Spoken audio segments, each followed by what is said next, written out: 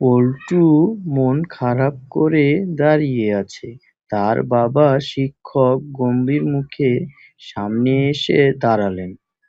কি রে পল্টু, শুনলাম তুই নাকি পরীক্ষার খাতায় একটা প্রশ্নের উত্তরও লিখিসনি, সব সাদা খাতায় জমা দিয়েছিস। কি করব স্যার, আপনি তো প্রতিদিন বলেন অন্যেরটা দেখে নকল করতে নেই, নিজে যতটুকু পারবে ঠিক ততটুকুই লিখবে।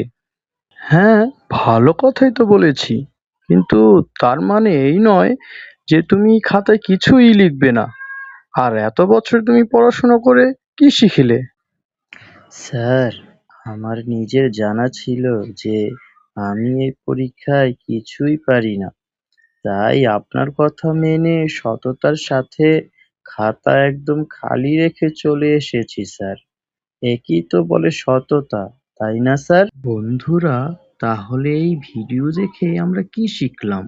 অলসতা কখনো সততা হতে পারে না। পড়াশোনা ঠিকমতো করা উচিত।